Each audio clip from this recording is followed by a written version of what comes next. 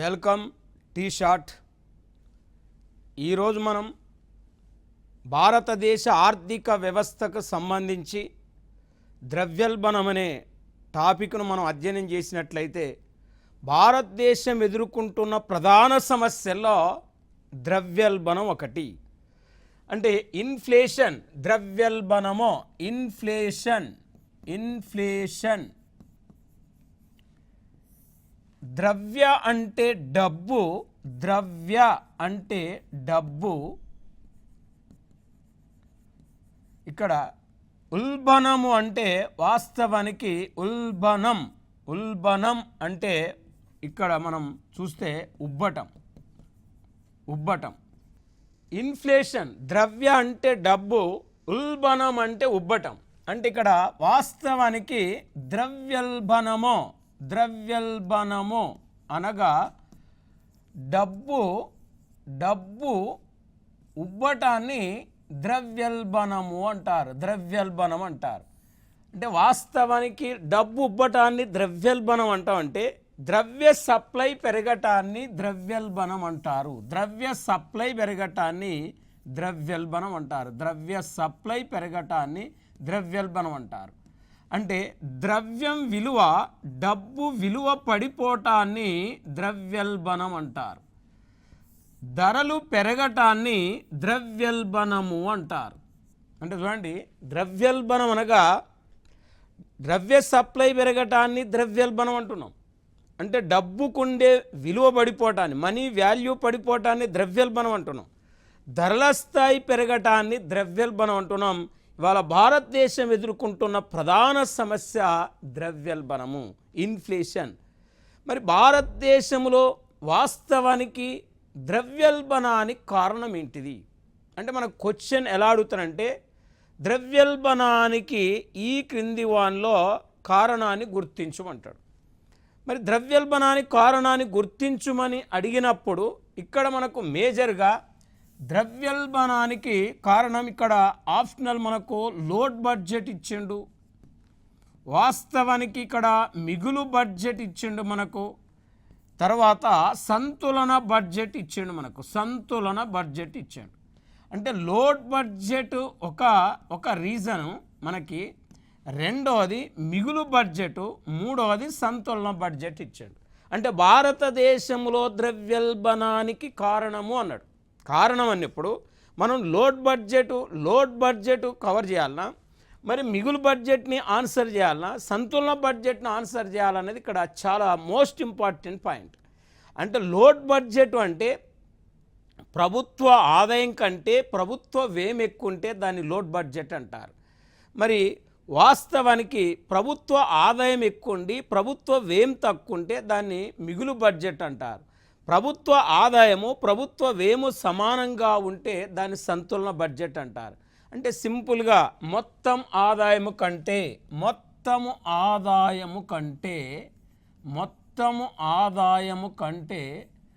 మొత్తము వ్యయం ఎక్కువంటే దాన్ని లోడ్ బడ్జెట్ అంటున్నాం. ఇవాళ భారతదేశంలో ద్రవ్యోల్బణానికి కారణం మనకు డెఫిసిటీ బడ్జెట్ అనేది మెయిన్గా మనం ఆన్సర్ తీసుకోవాలి. డెఫిసిటీ బడ్జెట్, లోడ్ బడ్జెట్ అనేది ప్రధానంగా ఆన్సర్ తీసుకోవాలి. ఎందుకు లోడ్ బడ్జెట్ ఆన్సర్ చేయాలంటే లోడ్ బడ్జెట్ గురించి మనకు ప్రధానంగా తెలవాలి. మొత్తం ఆదాయం కంటే మొత్తం వ్యయం ఎక్కువ ఉంటే దాన్ని లోడ్ బడ్జెట్ అంటున్నాం. మరి total expenditure more than total income called deficit budget. అంటే లోడ్ బడ్జెట్ ఉన్నప్పుడు ప్రభుత్వం ఏం చేస్తుందంటే అదనంగా పన్నులు పెంచుతుంది. అదనంగా పన్నులు పెంచినప్పుడు వస్తువులకు ఏమైతే అంటే ధరలు పెరుగుతాయి. ధరలు పెరగటాన్ని ఏమన్నాం? ద్రవ్యోల్బణం. అంటే మెయిన్గా మిగులు బడ్జెట్ ఉన్నప్పుడు, సంతులన బడ్జెట్ ఉన్నప్పుడు ద్రవ్యోల్బణం అనేది ఏర్పడదు. లోడ్ బడ్జెట్ ఉన్నప్పుడు ద్రవ్యోల్బణం అనేది ప్రధానంగా ఏర్పడుతుంది. ఎందుకు లోడ్ బడ్జెట్ ఉన్నప్పుడు ద్రవ్యోల్బణం ఏర్పడుతుంది అనే దాని గురించి మనం ప్రధానంగా అధ్యయనం చేయటం జరిగింది. ఇంకా మొత్తం ఆదాయం కంటే మొత్తం ఏమో ఎక్కువ ఉన్నప్పుడు మొదటిసారిగా ప్రభుత్వం తీసుకునే చర్య ట్యాక్సెస్ పెంచడం. ట్యాక్సెస్ పెంచడం వల్ల ధరలు పెరగటం ఫస్ట్ రీజన్.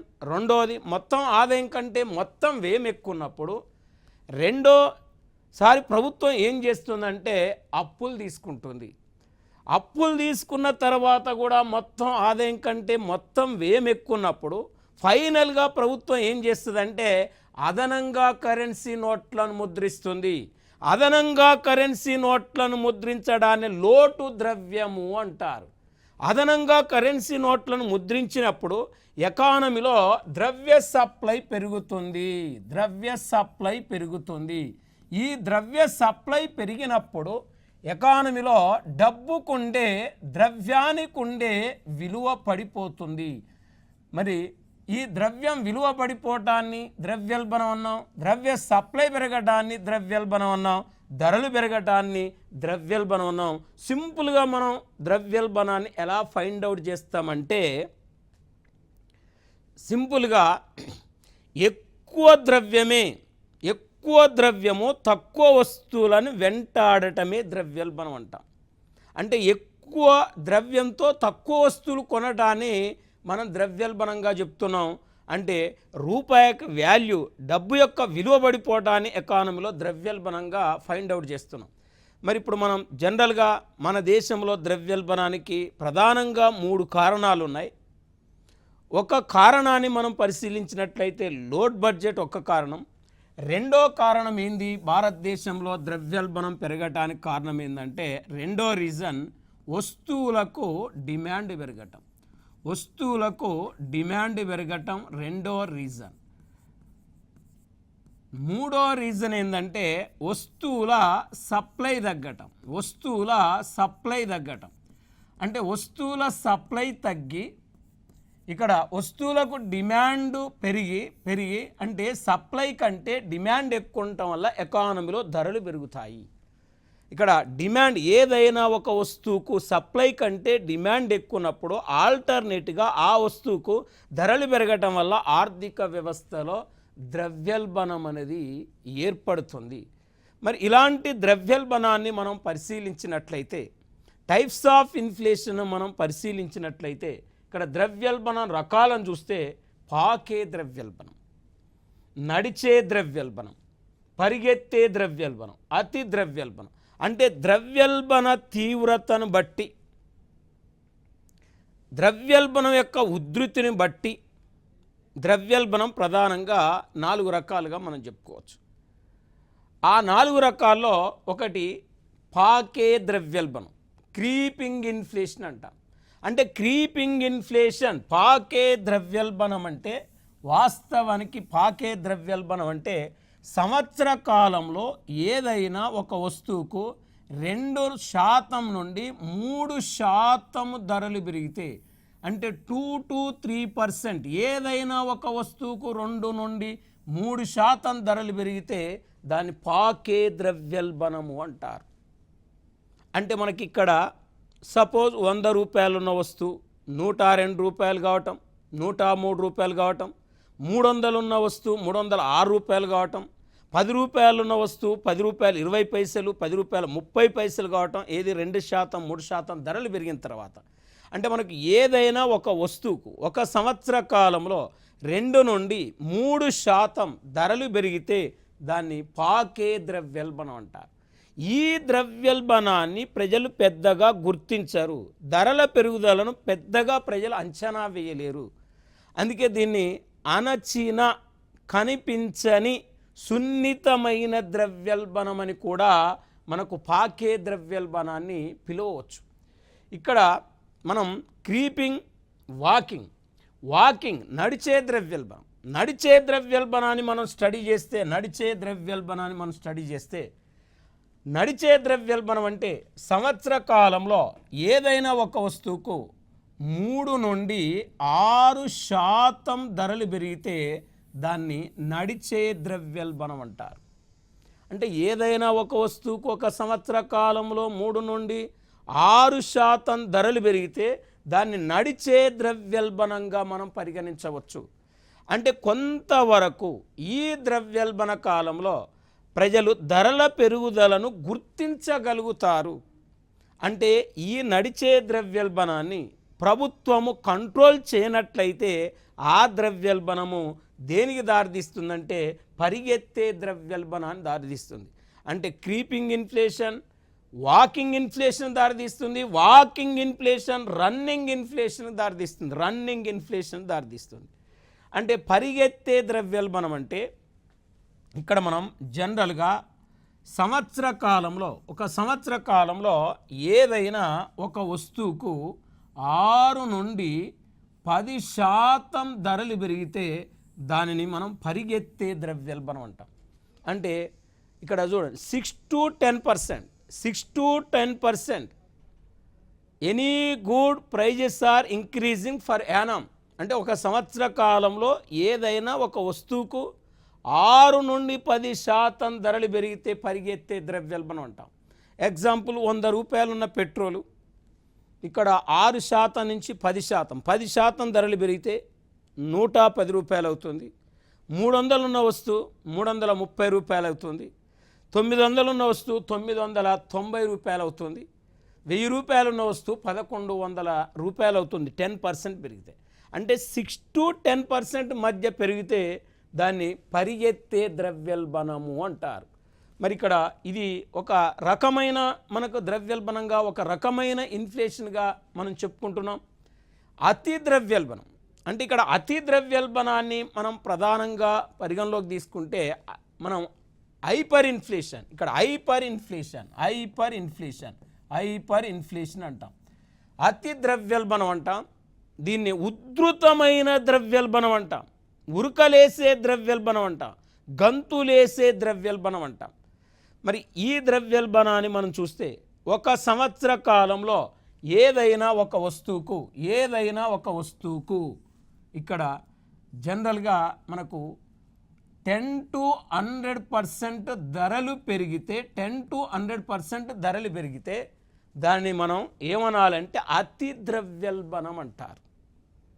అంటే అతి ద్రవ్యోల్బణం 10 నుంచి 100%. ఏదైనా ఒక వస్తువుకు ఒక సంవత్సర కాలంలో 10 నుండి 100% ధరలు పెరిగితే దాన్ని అతి ద్రవ్యోల్బణం అంటాం. ఈ ద్రవ్యోల్బణం వాస్తవానికి 2వ ప్రపంచ యుద్ధం తర్వాత కూడా ప్రపంచ దేశాల్లో ఇలాంటి ద్రవ్యోల్బణం సంభవించింది. అంటే ఇలాంటి ద్రవ్యోల్బణాలు ఎప్పుడు వస్తాయంటే యుద్ధాలు సంభవించినప్పుడు ఇలాంటి ద్రవ్యోల్బణాలు వస్తాయి. మరి యుద్ధాలు సంభవించినప్పుడు కానీ, ప్రకృతి వైపరీత్యాలు సంభవించినప్పుడు కానీ ఇలాంటి ద్రవ్యోల్బణాలు మనకు సంభవిస్తుంటాయి. మరి ఇటీవల శ్రీలంక దేశంలో కూడా మనం చూసినట్లయితే అతి ద్రవ్యోల్బణం అనేది మనకు ప్రధానంగా కనపడింది. అంటే ప్రధానంగా కనపడ్డది శ్రీలంకలో రీసెంట్గా మనం చూసినాం అతి ద్రవ్యోల్బణం. అంటే ఇది చాలా డేంజరస్ ఇన్ఫ్లేషన్గా మనం చెప్పుకోవచ్చు. మరి ఈ విధంగా ద్రవ్యోల్బణం యొక్క తీవ్రతను బట్టి, ద్రవ్యోల్బణం యొక్క ఉధృతిని బట్టి ద్రవ్యోల్బణం మరి ఇక్కడ మనకు పాకే ద్రవ్యోల్బణం, నడిచే ద్రవ్యోల్బణం, పరిగెత్తే ద్రవ్యోల్బణం, అతి ద్రవ్యోల్బణంగా చెప్పవచ్చు.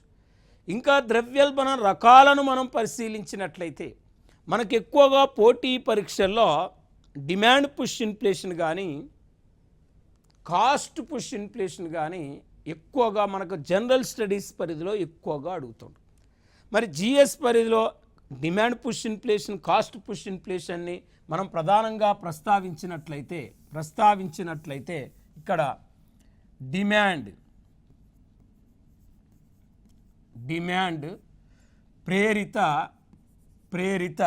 ఇక్కడ ద్రవ్యోల్బణం, డిమాండ్ ప్రేరిత ద్రవ్యోల్బణం, push inflation, demand push inflation. మరి డిమాండ్ పుష్ ఇన్ఫ్లేషన్ చూస్తే వాస్తవానికి డిమాండ్ ప్రేరిత ద్రవ్యోల్బణం అంటే ఏంటిది అనే దాన్ని తీసుకుంటే, డిమాండ్ పెరగటం వల్ల ధరలు పెరిగి సంభవించే ద్రవ్యోల్బణాన్ని డిమాండ్ ప్రేరిత ద్రవ్యోల్బణం అంటాం. అంటే డిమాండ్ పెరగటం వల్ల ధరలు పెరిగి సంభవించే ద్రవ్యోల్బణాన్ని డిమాండ్ ప్రేరిత ద్రవ్యోల్బణం అంటామండి. ఇక్కడ వాస్తవానికి ఏదైనా ఒక వస్తువుకు డిమాండ్ పెరిగినప్పుడు ఆ వస్తువుకు ఆల్టర్నేట్గా ధర పెరుగుతుంది, ధరలు పెరుగుతాయి. ధరలు పెరిగినప్పుడు ఎకానమీలో ద్రవ్యోల్బణం వస్తుంది. ఇలాంటి ద్రవ్యోల్బణమునే మనం డిమాండ్ పుష్ ఇన్ఫ్లేషన్ అంటాం. డిమాండ్ పుష్ ఇన్ఫ్లేషన్ అంటాం. లేదా డిమాండ్ ప్రేరిత ద్రవ్యోల్బణం అంటే దేన్ని మనం డిమాండ్ ప్రేరిత ద్రవ్యోల్బణం అనాలంటే సమిష్టి డిమాండ్, సమిష్టి supply, aggregative demand and aggregative supply. ఇక్కడ AD greater than AS, AS less than AD. AD అంటే ఇక్కడ సమిష్టి సప్లై అంటే సమిష్టి డిమాండ్, సమిష్టి సప్లై సమిష్టి డిమాండ్. అంటే డిమాండ్కు సప్లైకి, సమిష్టి డిమాండ్కు సమిష్టి సప్లైకి తేడా ఉంటుంది. సమిష్టి అంటే మొత్తము. ఇక్కడ దేశం మొత్తానికి ఉండే డిమాండ్ను సమిష్టి సప్లై అంటాం, దేశం మొత్తం ఉండే సప్లైని సమిష్టి సప్లై అంటాం. అంటే సమిష్టి సప్లై కంటే సమిష్టి డిమాండ్ ఎక్కువ ఉండటం వల్ల aggregative demand more than aggregative supply called demand push inflation. అంటే సమిష్టి సప్లై కంటే సమిష్టి డిమాండ్ ఎక్కువ ఉండటం వల్ల ఎకానమీలో ధరలు పెరిగి సంభవించే ద్రవ్యోల్బణాన్నే ఇక్కడ డిమాండ్ పుష్ ఇన్ఫ్లేషన్ అంటాం. ఎగ్జాంపుల్, సమిష్టి డిమాండ్, సమిష్టి సప్లై మనం సింపుల్గా అర్థం చేసుకోవాలంటే ఇక్కడ మన దేశంలో 60 మిలియన్ టన్నుల పంచదారకు డిమాండ్ ఉంది. 60 మిలియన్ టన్నుల పంచదారకు డిమాండ్ ఉంది. ఇక్కడ మన దేశంలో 50 మిలియన్ టన్నుల పంచదారకు సప్లై ఉంది. అంటే ఇది సమిష్టి సప్లై, ఇది సమిష్టి డిమాండ్. అంటే దేశ ప్రజలు కోరుకునేది షుగర్ 60 మిలియన్ టన్నులు కోరుకుంటారు. మన దేశంలో ఉత్పత్తి అయిన షుగర్ 50 మిలియన్ టన్నులు అండి. అంటే డిమాండ్కి సరిపడినంత సప్లై లేదు. లేనప్పుడు ఆల్టర్నేట్గా ఆ షుగర్కు ప్రైస్ అనేది ఇంక్రీజ్ అవుతుంది. అంటే ఇక్కడ సమిష్టి సప్లై ఎక్కువ ఉండి సమిష్టి డిమాండ్ తక్కువ ఉన్నప్పుడు డిమాండ్ ప్రేరిత ద్రవ్యోల్బణం అనేది ఎకానమీలో ఏర్పడదు. కానీ సమిష్టి సప్లై కంటే సమిష్టి డిమాండ్ ఎక్కువ ఉన్నప్పుడు డిమాండ్ ప్రేరిత ద్రవ్యోల్బణం ఏర్పడుతుంది. దీని తర్వాత మనం వ్యయ ప్రేరిత ద్రవ్యోల్బణాన్ని తీసుకుంటే, వ్యయ ప్రేరిత ద్రవ్యోల్బణాన్ని తీసుకుంటే ఉత్పత్తి వ్యయం పెరగటం వల్ల, ఉత్పత్తి వ్యయం పెరగటం వల్ల ధరలు పెరిగి సంభవించే ద్రవ్యోల్బణాన్నే వ్యయ ప్రేరిత ద్రవ్యోల్బణం, కాస్ట్ పుష్ ఇన్ఫ్లేషన్ అంటారు. అంటే ఉత్పత్తి వ్యయం పెరగటం వల్ల ధరలు పెరిగి సంభవించే ద్రవ్యోల్బణాన్ని వ్యయ ప్రేరిత ద్రవ్యోల్బణం, కాస్ట్ పుష్ ఇన్ఫ్లేషన్ అంటే ఏదైనా ఒక వస్తువును తయారు చేయాలంటే 4 ఉత్పత్తి కారకాలు ఉండాలి. అంటే 4 ఉత్పత్తి కారకాలు, ఫ్యాక్టర్ ఆఫ్ ప్రొడక్షన్స్. ఏంటి ఆ 4 ఉత్పత్తి కారకాలు అంటే భూమి, శ్రమ, మూలధనం, వ్యవస్థాపనం. అంటే ఉత్పత్తి కారకాలు మనకు 4: ల్యాండ్, లేబర్, క్యాపిటల్, ఆర్గనైజేషన్. అంటే ఏదైనా ఒక వస్తువును తయారు చేయాలంటే ఈ ఉత్పత్తి కారకాలు 4 ఉండాలంటున్నాం. అంటే భూమికి బాటకము, శ్రమకు వేతనము, మూలధనకు వడ్డీ, వ్యవస్థాపనకు లాభం చెల్లిస్తాం. అంటే ఈ ఉత్పత్తి కారకాల ధరలు పెరిగినప్పుడు, ఈ ఉత్పత్తి వ్యయం పెరిగి ధరలు పెరిగి సంభవించే ద్రవ్యోల్బణాన్నే మనం ఏమంటున్నామంటే డిమాండ్ అంటే ఇక్కడ వాస్తవానికి ఇక్కడ ఉత్పత్తి కారకాలు, ఈ ఉత్పత్తి కారకాల ధరలు పెరిగినప్పుడు ఉత్పత్తి వ్యయం పెరుగుతుంది. ఉత్పత్తి వ్యయం పెరిగి ధరలు పెరిగి సంభవించే ద్రవ్యోల్బణాన్ని వ్యయ ప్రేరిత ద్రవ్యోల్బణం అంట. శ్రామికుల వేతనాలు పెరగటం వల్ల ఉత్పత్తి వ్యయం పెరిగి ధరలు పెరిగి సంభవించే ద్రవ్యోల్బణాన్నే వ్యయ ప్రేరిత ద్రవ్యోల్బణంగా మనం పరిగణించవచ్చు. దీని తర్వాత మనం చూస్తే స్టాగ్ఫ్లేషన్. ఇది కూడా మనకు ఎక్కువగా పోటీ పరీక్షల్లో రావటం జరుగుతుంది. దీనిని ఏమంటారంటే స్తంభన ద్రవ్యోల్బణం అంటారు. స్తంభన ద్రవ్యోల్బణము అంటారు. స్టాగ్ఫ్లేషన్, స్తంభన ద్రవ్యోల్బణం. స్తంభన ద్రవ్యోల్బణం అంటే వాస్తవానికి స్టాగ్ఫ్లేషన్ అంటే అర్థమేంది?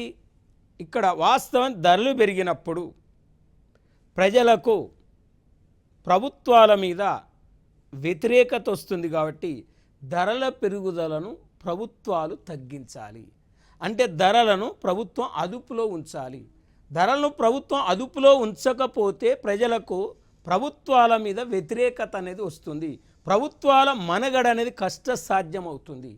కాబట్టి ఎకానమీలో ధరలు పడిపోవటాన్ని ఆర్థిక మాంద్యం అంటాం. క్రమక్రమంగా గ్రాడ్యువల్గా ధరలు తగ్గిపోవటాన్ని ఎకానమీలో ఆర్థిక మాంద్యం అంటాం. ఇక్కడ ఆర్థిక మాంద్యం ద్రవ్యోల్బణంతో పోలిస్తే ఆర్థిక మాంద్యం చాలా డేంజర్. అంటే ధరలు పెరగటాన్ని ద్రవ్యోల్బణం అన్నాం, ధరలు తగ్గటాన్ని ఆర్థిక మాంద్యం అన్నాం. కాబట్టి ఎకానమీలో ఈ రెండు కూడా డేంజర్. కాబట్టి ధరలు అనేది పెరగకూడదు, ధరలు అనేది తగ్గకూడదు, ధరలు అనేది స్థిరంగా ఉండాలి. కానీ ఇక్కడ ఆర్థిక మాంద్యంతో పోలిస్తే కొంతవరకు ద్రవ్యోల్బణమే బెటరు.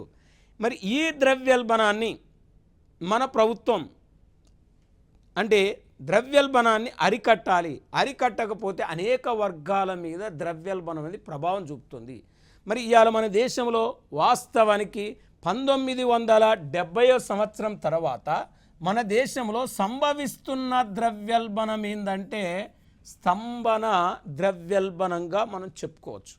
అంటే స్తంభన ద్రవ్యోల్బణం అంటే ఎగ్జాంపుల్, ఇక్కడ ఒక పక్క ఉత్పత్తి పెరగకుండా, ఒక పక్క ఉద్యోగిత పెరగకుండా, మరొక పక్క ఎకానమీలో ధరలు పెరగటాన్ని స్తంభన ద్రవ్యోల్బణం అంటాం. అంటే ఎకానమీలో ధరలు పెరిగినప్పుడు ప్రభుత్వం ఏం చేయాలి? ధరలు పెరిగినప్పుడు ఈ ధరల పెరుగుదలను తగ్గించాలంటే ప్రభుత్వం ఉత్పత్తిని పెంచాలి. అంటే ఉత్పత్తిని పెంచినప్పుడు ఎకానమీలో ఏం పెరుగుతుంది అంటే ఉద్యోగిత పెరుగుతుంది. అంటే ఎకానమీలో ఉద్యోగిత పెరిగినప్పుడు ఏమవుతుందంటే ఇక్కడ వాస్తవానికి ఎకానమీలో నిరుద్యోగం అనేది తగ్గిపోతుంది. మరి ఇక్కడ వాస్తవానికి స్తంభన ద్రవ్యోల్బణం అంటే ఇక్కడ అర్థం ఏంటంటే ఒక పక్క ఉత్పత్తి పెరగకుండా, మరొక పక్క ఉద్యోగిత పెరగకుండా ధరలు పెరగటాన్ని ఏమంటున్నామంటే స్తంభన ద్రవ్యోల్బణము, స్టాగ్ఫ్లేషన్ అంటున్నాం. అంటే ఇక్కడ మనకు జనరల్గా చూస్తే చాలా డేంజరస్ ఇన్ఫ్లేషన్ ఏంటంటే స్తంభన ద్రవ్యోల్బణం. అంటే ఒక పక్క ఇటు ఉత్పత్తి పెరగదు, ఒక పక్క ఇటు ఉద్యోగిత పెరగదు. మనం చూస్తే ఒక పక్క మనకు ఎకానమీని పరిశీలిస్తే ఒక పక్క నిరుద్యోగం, ఒక పక్క ధరల పెరుగుదల, ఇక్కడ రెండు వెంటాడుతుంటాయి ఎకానమీలో. అంటే జనరల్గా మరి ఇక్కడ ఆర్థిక మాంద్యంతో కూడిన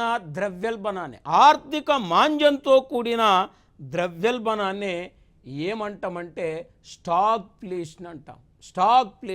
ఆర్థిక మాంద్యంతో కూడిన ద్రవ్యోల్బణాన్ని స్టాగ్ఫ్లేషన్ అంటాం. మరి భారతదేశంలో ఈ ద్రవ్యోల్బణాన్ని ఎట్లా అంచనా వేస్తారు? ద్రవ్యోల్బణాన్ని ఎట్లా కొలుస్తారు అంటే భారతదేశంలో ద్రవ్యోల్బణాన్ని అంచనా వేయటానికి ఉపయోగించే సూచిక ఏంటంటే టోకో ధరల సూచీని వాడతారు దేశంలో ద్రవ్యోల్బణాన్ని కొలవటానికి, ద్రవ్యోల్బణాన్ని తెలుసుకోవటానికి.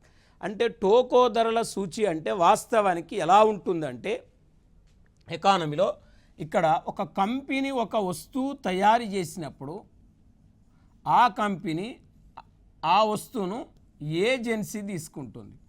ఏజెన్సీ నుంచి ఆ వస్తువు హోల్సేల్కి వెళ్తుంది, హోల్సేల్ నుంచి ఆ వస్తువు రిటైల్కి వెళ్తుంది, రిటైల్ నుంచి ఆ వస్తువు కన్జ్యూమర్కి వెళ్తుంది. అంటే ఇక్కడ కంపెనీ నుంచి వస్తువు కన్జ్యూమర్కి వెళ్తుంది. మరి కంపెనీ నుంచి వస్తువు కన్జ్యూమర్కి వెళ్ళినప్పుడు జనరల్గా ఇక్కడ కంపెనీ టు కన్జ్యూమర్ అని అంటే ఇక్కడ కంపెనీ నుంచి కన్జ్యూమర్కి వెళ్ళినప్పుడు ధర తక్కువ ఉంటుంది. కానీ మన దేశంలో ఏ వస్తువు అయినా వ్యాపారం ఇలా జరుగుతుందండి. అంటే company, agency, wholesale, retail, consumer పోయేసరికి ఇక్కడ ధర అనేది డిఫరెంట్గా ఉంటుంది. అంటే మన దేశంలో ద్రవ్యోల్బణాన్ని లెక్కించేటప్పుడు ఇక్కడ చిల్లర ధరల సూచిని తీసుకోరు. ఇది హోల్సేల్ అంటే టోకో ధరల సూచి.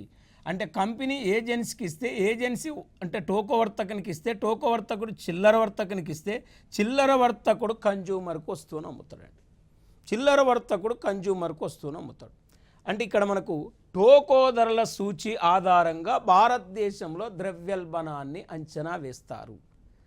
అయితే ఈ టోకో ధరల సూచికి ఒక బేస్ ఇయర్ తీసుకుంటారు. అంటే బేస్ ఇయర్ అంటే గత 5-6 సంవత్సరాల్లో, బేస్ ఇయర్ అంటే తెలుగులో ఆధార సంవత్సరము అంటారు. ఇక్కడ ఆధార సంవత్సరము అంటే ఏంటిదంటే గత 5-6 సంవత్సరాల్లో ఏ సంవత్సరంలో అయితే పెద్దగా ధరలు పెరగలేదో ఆ సంవత్సరాన్ని ఆధార సంవత్సరంగా పరిగణలోకి తీసుకుంటారు.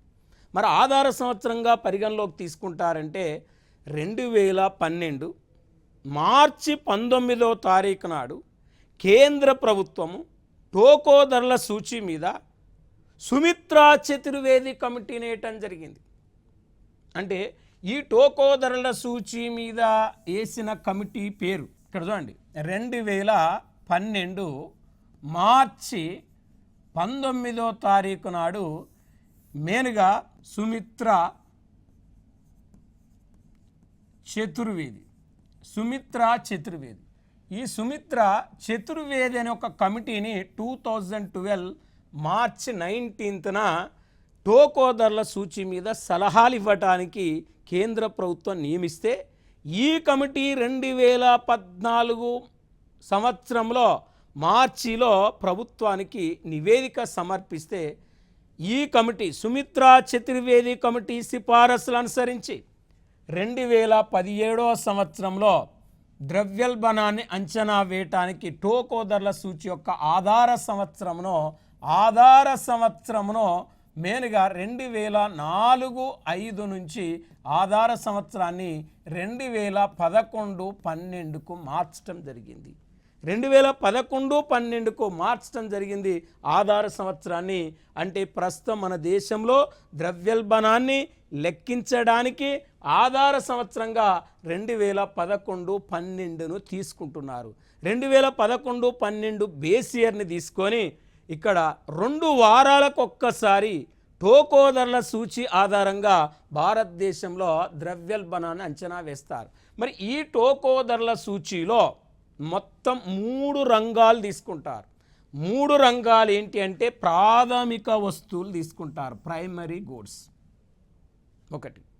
రెండోది ఇంధనము, శక్తి, ఇక్కడ వాస్తవానికి పెట్రోలియము ఇక్కడ తీసుకుంటారు. మరి ఇంధనము, శక్తి, పెట్రోలియము, ఇక్కడ మనకు ఇంకా కోల్, బొగ్గు లాంటివి తీసుకుంటారు. మూడవది తయారీ రంగం, తయారీ వస్తువులు తీసుకుంటారు. మొత్తం 3 రకాలు అంటే 3 రంగాలు, తయారీ వస్తువులు, ఇంధనము, శక్తి, పెట్రోలియము, ప్రాథమిక వస్తువులు. ఈ 3 రంగాల్లో టోటల్ ఎంత అంటే 697 వస్తువులు తీసుకుంటారండి. అంటే ప్రాథమిక వస్తువులు 117 తీసుకుంటారు. ఇక్కడ 117 తీసుకుంటారు ప్రాథమిక వస్తువులు. ఇంధనము, పెట్రోలియము, శక్తిలో 16 రకాల వస్తువులు తీసుకుంటారు. మనకు తయారీ వస్తువులు 563 రకాల వస్తువులు తీసుకుంటారు. మొత్తం ఈ 3 రంగాల్లో తీసుకునే వస్తువులు ఎంత అంటే 697 రకాల వస్తువులను తీసుకుంటారు. మరి 697 రకాల వస్తువులు తీసుకొని ద్రవ్యోల్బణాన్ని మరి జనరల్గా మనం ఒక్కసారి చూస్తే 2 వారాలకు ఒక్కసారి అంచనా వేస్తారు. మనకు అడిగేది పోటీ పరీక్షల్లో ఎలా అడుగుతారంటే భారతదేశంలో ద్రవ్యోల్బణాన్ని అంచనా వేయటానికి ఏ సూచీని వాడుతారని అడుగుతాడు. అది ఫస్ట్ పాయింట్. టోకో ధరల సూచి, చిల్లర ధరల సూచి, వినియోగదారుల ధరల సూచి ఏది కాదంటాడు. అప్పుడు మనం టోకో ధరల సూచి అన. ఇంకా మనకి ఎట్లా అడుగుతారంటే టోకో ధరల సూచీలో అత్యంత భారితము ఏ రంగానికి ఇస్తారని అడుగుతాడు. అంటే హైయెస్ట్ వెయిటేజ్, అత్యంత భారితం. ఇక్కడ మనం చూస్తే ప్రాథమిక వస్తువులకు ఇచ్చిన భారితము 22.62%. మరి 22.62% భారితం ఇచ్చారు. అదే ఇంధనము, శక్తి, పెట్రోల్, కోల్ కేవలం ఇచ్చిన భారితము 13.15% భారితం ఇచ్చారు. తర్వాత తయారీ వస్తువులు అంటే తయారీ వస్తువులకు ఇచ్చిన భారితం ఎంత అంటే 64.23% ఇచ్చారు. 64.23% భారితం ఇచ్చారంటే 64.23% ఇచ్చారు భారితం. మరి 64.23 అంటే మొత్తం మనం ఈ మూడు రంగాలను కూడితే ఇచ్చిన భారితం కేవలం మొత్తం 100%. ఈ 100%లో మనకి ఇక్కడ ప్రధానంగా మీరు చూడండి, ఇక్కడ 13%, ఇక్కడ 64% అంటే ఇక్కడ ఈజీగా ఆన్సర్ మనం చేయటానికి అవకాశం ఉంటుంది. టోకో ధరల సూచీలో అత్యంత భారితము దేనికి ఇస్తారంటే తయారీ రంగానికి ఇస్తారు, తయారీ వస్తువులకు ఇస్తారు. మరి హైయెస్ట్ వెయిటేజ్ దాదాపు మనం చూస్తే 64% వెయిటేజీ ఈ ఒక్క రంగానికే మరి 64% వెయిటేజ్ ఉంది. మరి జనరల్గా మనం ప్రధానంగా స్టడీ చేస్తే ఇక్కడ అయితే టోకో ధరల సూచీలో మెయిన్గా ఇక్కడ ఒక లోపం ఉంది. టోకో ధరల సూచీలో ఉన్న ప్రధాన లోపం ఏంది అనేది మనం గమనిస్తే, జాతీయ ఆదాయంలో అతిపెద్ద వాటా కలిగిన సేవా రంగాన్ని ఇక్కడ తీసుకోలేదు. అతిపెద్ద వాటా కలిగిన సేవా రంగాన్ని జాతీయ ఆదాయంలో పరిగణలోకి తీసుకోలేదు. అంటే వాస్తవానికి డెవలప్డ్ కంట్రీస్లో, అభివృద్ధి చెందిన దేశాల్లో జాతీయ ఆదాయాన్ని క్యాలిక్యులేట్ చేసేటప్పుడు మరి ప్రాథమిక రంగము, వాస్తవానికి ఇక్కడ ద్వితీయ రంగము, తృతీయ రంగం అని మూడు రంగాలు తీసుకుంటారు. మూడు రంగాలు తీసుకున్నప్పుడు మూడు రంగాల్లో జాతీయ ఆదాయంలో మేజర్ వాటా సేవా రంగం ఉందండి. అలాంటి సేవా రంగాన్ని టోకో ధరల సూచీలో తీసుకోకపోవటం కూడా ఇక్కడ ఒక మైనస్గా మనం ప్రధానం కనపడుతుంది. కాబట్టి అభివృద్ధి చెందిన దేశాల్లో ద్రవ్యోల్బణాన్ని అంచనా వేసేటప్పుడు మెయిన్గా ఇక్కడ పీపీఐ అంటే ప్రొడక్షన్ ఆఫ్ ప్రొడ్యూస్డ్ ఇండెక్స్ తీసుకుంటారు. పీపీఐ ఇండెక్స్ తీసుకుంటే మన దేశంలో ద్రవ్యోల్బణాన్ని అంచనా వేసేటప్పుడు ఇక్కడ మనకు డబ్ల్యూపీఐ ఇండెక్స్ను తీసుకుంటున్నారు. డబ్ల్యూపీఐ ఇండెక్స్ అంటే హోల్సేల్ ప్రైస్ ఇండెక్స్ను మాత్రమే తీసుకుంటున్నారు. ఇది గుర్తుపెట్టుకోవాలి డిఫరెన్స్. డెవలప్డ్ కంట్రీస్లో ద్రవ్యోల్బణాన్ని అంచనా వేయటం పీపీఐ తీసుకుంటే మన దేశంలో డబ్ల్యూపీఐ తీసుకుంటారు. డబ్ల్యూపీఐకి తేడా ఏంటంటే పీపీఐలో కూడా సేవారంగం ఉంటుంది, డబ్ల్యూపీఐలో సేవారంగం అనేది లేదు. కానీ మన దేశంలో ప్రతి మనిషి రోజు అంటే లేచిన దగ్గర నుంచి నిద్రపోయే వరకు విద్య మీద, వైద్యం మీద, రవాణా మీద అంటే ఆటో ఛార్జీలు, బస్ ఛార్జీల మీద, మరి విద్య మీద, వైద్యం మీద ఎంతో ఖర్చు పెడతాడు. కానీ విద్యా వైద్యం మీద చేసే ఖర్చును తీసుకోకపోవటం మన దేశంలో వాస్తవానికి టోకో ధరల సూచీలో ఉన్న ప్రధాన లోపంగా మనం చెప్పుకోవచ్చు. ఇది మనకు ద్రవ్యోల్బణాన్ని అంచనా వేసే సూచీలో ఒకటి. నెక్స్ట్ ఇంకా ద్రవ్యోల్బణాన్ని అంచనా వేసే సూచీలు నెక్స్ట్ మనకు క్లాసులో మనం పరిశీలిద్దాం.